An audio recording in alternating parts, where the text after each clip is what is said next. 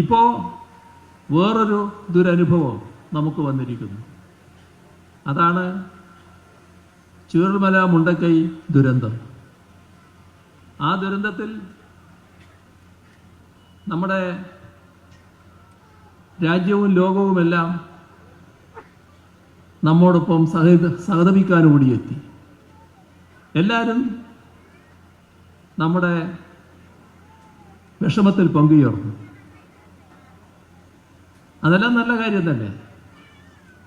പക്ഷേ നമുക്ക് സഹായം വേണ്ടിയിരുന്നു. നേരത്തെ ദുരന്തമുഖത്ത് സഹായം ലഭിച്ചില്ല. പക്ഷേ ഇത്തവണ സഹായം ലഭിക്കും എന്നാണ് നമ്മൾ കണക്കാക്കിയത്. പ്രധാനമന്ത്രി ഓടിയെത്തി. പ്രധാനമന്ത്രി ഒരു ആശുപത്രിയിൽ പോയപ്പോൾ അവിടെയുള്ള അമ്മയുടെ കൂടെയുള്ള കുഞ്ഞിനെ ലാളിക്കുന്ന ചിത്രം ഇന്ത്യയിലും ലോകത്തും പ്രചരിച്ചു. ആ അമ്മ ആ കുട്ടിയെ നിർത്തി ഇന്ന് ചോദിച്ചിട്ടുണ്ട് പത്രത്തിൽ, എന്താണ് ഇങ്ങനെയൊരു സമീപനമെന്ന്.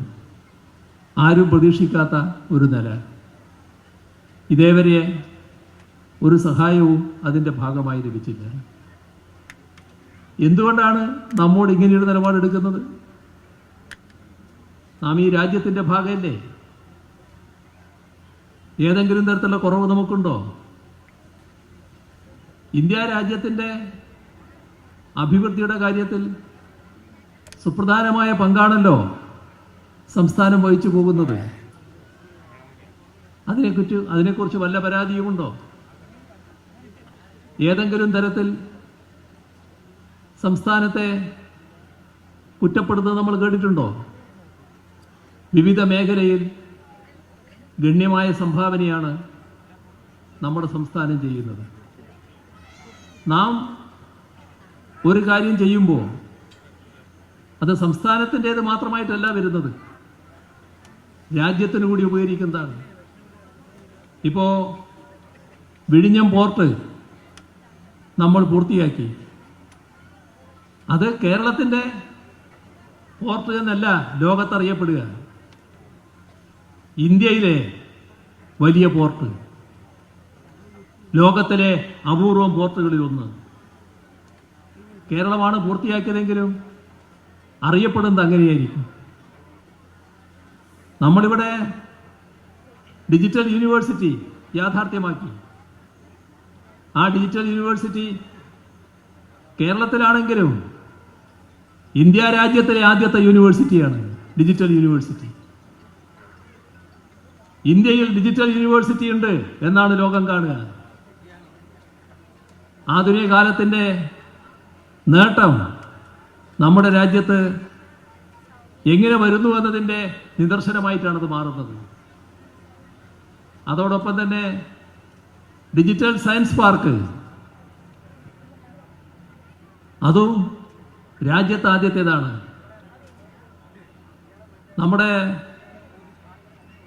നമ്മൾ സ്ഥാപിച്ച വൈറോളജി ഇൻസ്റ്റിറ്റ്യൂട്ട് കേരളത്തിലാണ് സ്ഥാപിച്ചതെങ്കിലും ലോക ഭൂപടത്തിൽ വൈറോളജി ഇൻസ്റ്റിറ്റ്യൂട്ടിന്റെ കാര്യത്തിൽ ഇന്ത്യ പ്രധാനപ്പെട്ട സ്ഥാനത്ത് നിൽക്കുകയാണ്.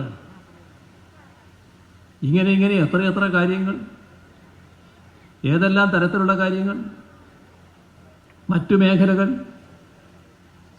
നാം എണ്ണിയാൽ ഒടുങ്ങാത്ത നേട്ടങ്ങൾ സമ്പാദിച്ചു കഴിഞ്ഞൊരു സംസ്ഥാനമല്ലേ. ആ സംസ്ഥാനത്തോട് പകപോക്കൽ നിലയാണോ വേണ്ടത്? നമ്മുടെ നാടിന് ആവശ്യമായ പിന്തുണ നൽകിയല്ലേ വേണ്ടത്? ദുരന്തമുണ്ടായപ്പോൾ ആ ദുരന്തത്തിൻ്റെ ഭാഗമായി സഹായിക്കാൻ തയ്യാറില്ല. ഇതാണ് നാം കണ്ടത്.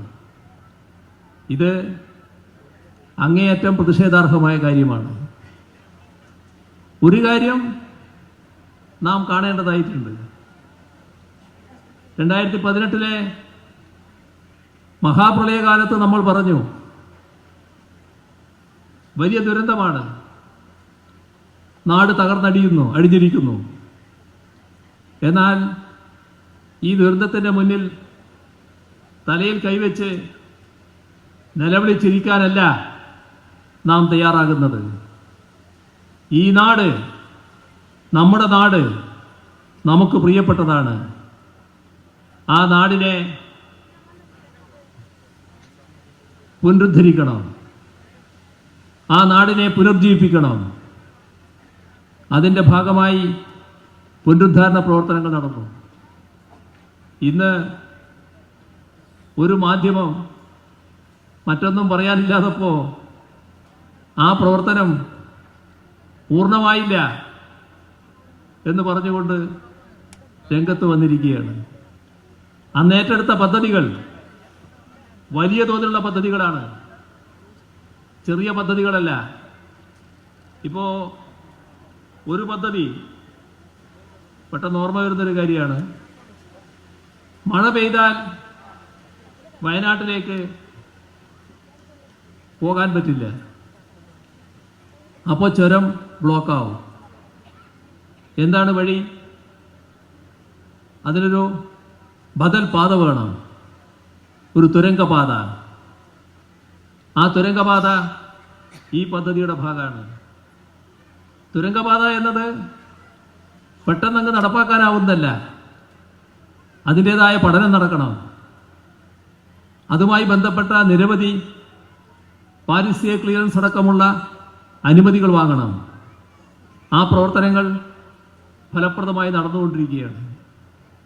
ഏതായാലും അത് യാഥാർത്ഥ്യമാകുന്ന നിലയിലേക്ക് കാര്യങ്ങൾ നീങ്ങിക്കൊണ്ടിരിക്കുകയാണ്. ഏതെല്ലാം തരത്തിലുള്ള പദ്ധതികളാണ് നമ്മുടെ കേരളത്തിൽ ഇതിൻ്റെ ഭാഗമായി പൂർത്തിയായിട്ടുള്ളത്? അങ്ങനെ പൂർത്തിയാക്കുമ്പോൾ നമ്മൾ ഉദ്ദേശിച്ചൊരു കാര്യമുണ്ട്. ഇനിയൊരു പ്രകൃതി ദുരന്തം വന്നാൽ ആ പ്രകൃതി ദുരന്തത്തിന് തകർക്കാനാവാത്ത രീതിയിലുള്ള നിർമ്മിതിയാണ് ആവശ്യമെന്ന്. അതും റീബിൽഡ് കേരളയുടെ മറ്റൊരു ഭാഗമായിരുന്നു. നമ്മെ ആശ്ചര്യത്തോടെയല്ലേ രാജ്യവും ലോകവും നോക്കിക്കണ്ടത്? തകർന്നടിഞ്ഞുപോയി എന്ന് കണക്കാക്കിയ നമ്മുടെ നാട് പൂർവാധികം ഐശ്വര്യത്തോടെ ഉയർന്നു നിൽക്കുന്നതല്ലേ രാജ്യവും ലോകവും കണ്ടത്? എങ്ങനെ ഇത് സാധിച്ചു എന്നല്ലേ അവരെല്ലാം അത്ഭുതപ്പെട്ടുകൊണ്ട് അന്വേഷിച്ചത്. എന്തായിരുന്നു കാരണം? കാരണം നമ്മുടെ നാടും നാട്ടിലെ ജനങ്ങളും നാം കാണിച്ച ഒരുമയും ഐക്യവും. ആ ഒരുമയും ഐക്യവും പ്രകടിപ്പിക്കുന്ന ജനങ്ങളുള്ള ഏതൊരു നാടിനും ഏതൊരു ദുരന്തത്തെയും അതിജീവിക്കാൻ കഴിയും എന്ന് അനുഭവത്തിലൂടെ നാം തെളിയിച്ചു. ആ അനുഭവം സാക്ഷ്യപ്പെടുത്തിക്കൊണ്ട് വീണ്ടും പറയാണ്, ഞങ്ങൾക്ക് ചൂരൽമല മുണ്ടക്കൈ ദുരന്തത്തിൽ സഹായം വേണം. വീണ്ടും ഞങ്ങളത് ആവശ്യപ്പെട്ടുകൊണ്ടേയിരിക്കും. ഇപ്പോൾ തന്നില്ല, തരാത്തതിന് ന്യായങ്ങൾ പറഞ്ഞ കേന്ദ്ര ഗവൺമെൻറ് മുന്നിൽ തന്നെ സംസ്ഥാന ഗവൺമെൻറ് വീണ്ടും ഈ ആവശ്യം ഉന്നയിക്കും. എന്നാൽ അതോടൊപ്പം ഒരു കാര്യം പറയുകയാണ്, ഇവിടെ പുനരധിവാസം സഹായം തരാതെ തടുത്തു കളയാമെന്ന ധാരണ വേണ്ട. അത് കേവലം വ്യാമോഹം മാത്രമായിരിക്കും.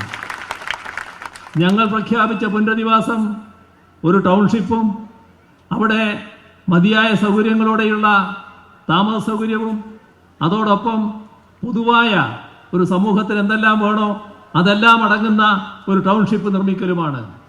അവിടെ ജീവസന്ധാരണ മാർഗമൊരുക്കും. അവിടെയുള്ള സ്ത്രീകൾക്ക് വിവിധ തൊഴിലെടുക്കാൻ പറ്റിയ നൈപുണ്യ പരിശീലനം നൽകും. അങ്ങനെ എല്ലാം കൊണ്ടും മാതൃകാപരമായ ഒരു നിലപാടായിരിക്കും സ്വീകരിക്കുക. ലോകം ശ്രദ്ധിക്കുന്ന മാതൃകയാകുന്ന തരത്തിലുള്ള പുനരധിവാസമാണ് അവിടെ നടത്താൻ പോകുന്നത്. അതാർക്കും തടയാൻ കഴിയില്ല. LDF സർക്കാർ പ്രഖ്യാപിച്ചതാണ്. നാടാകെ അതിനോടൊപ്പമുണ്ട്. എല്ലാവരും സഹകരിക്കുന്നുണ്ട്. അത് പൂർത്തിയാക്കുക തന്നെ ചെയ്യും എന്നാണ് ഈ ഘട്ടത്തിൽ അതുമായി ബന്ധപ്പെട്ട് വ്യക്തമാക്കാനുള്ളത്.